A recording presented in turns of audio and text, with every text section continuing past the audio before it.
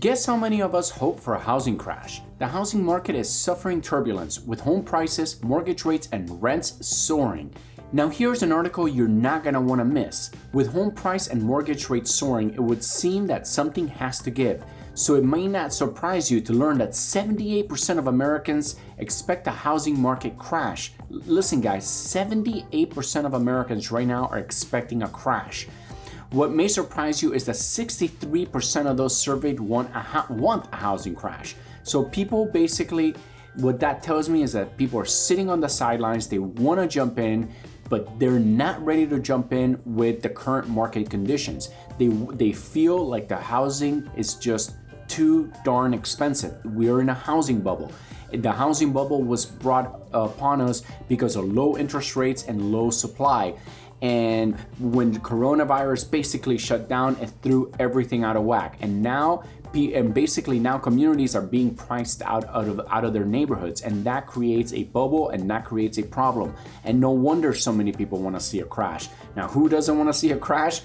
Anybody who bought in the last year or 2 years, they definitely don't want to see a crash, because basically if we do see a crash, they will be underwater in their investment, and that is not a good thing. But for the most of us that are trying to buy a house or maybe even a second house, we definitely want to see those prices come down and come down as fast as possible.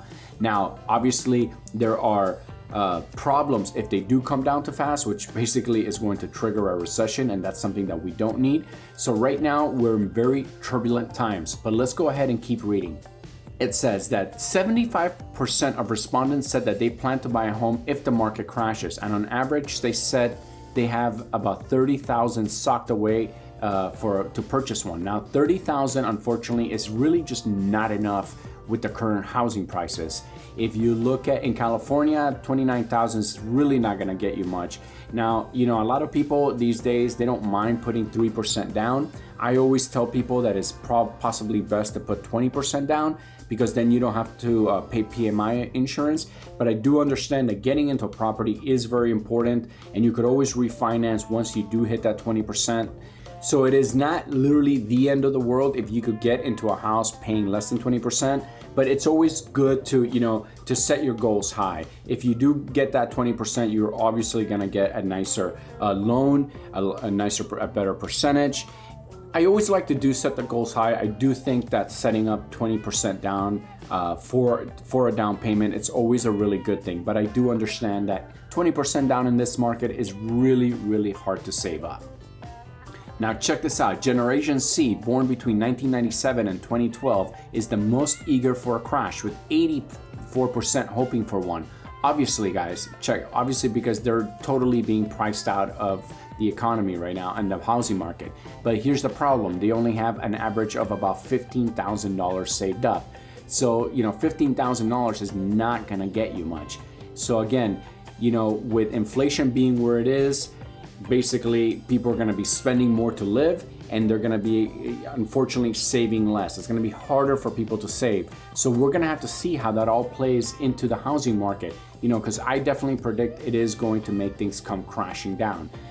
Now, when do these people think the crash is going to come? Well, out of the people that they talked to, out of those expecting a crash, 36% of the respondents expect a crash this year, 49% expect it next year, and 7% in 2024, and the same amount in 2025. More than half of the baby boomers born 1946 to 64 believe 2023 will bring the housing crisis. I agree with this. I believe that if we have another GDP report that shows very little growth, if we go into a weak holiday season, we are going to see somewhat of a crash come January, February, which definitely will probably, bring some layoffs with it. And when we have layoffs, the stock market could crash, and basically it could send the housing market down, spiraling out of control down, at least to hopefully hit those 2019 prices, which I think it would be healthy for the economy.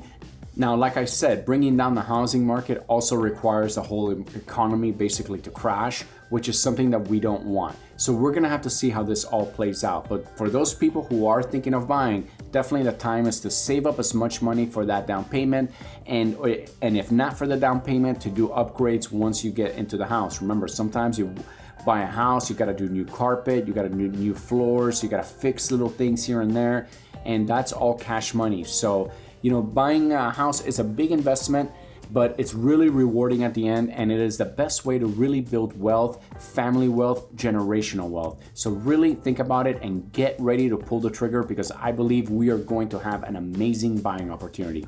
Now, I'm gonna go ahead and finish this video. By the way, I wanna just jump into my channel real quick. I wanna just thank everybody out there that has been supporting my channel, watching my videos, liking my videos, leaving comments. Thank you guys so much. It really does mean a lot to me, and it keeps me making these videos. Now, if you are new to my channel and you like what I have to say, please don't forget to smash that subscribe button and go ahead and like and leave a comment. Again, thank you guys so much for watching. I love you guys, and I'll see you on the next video.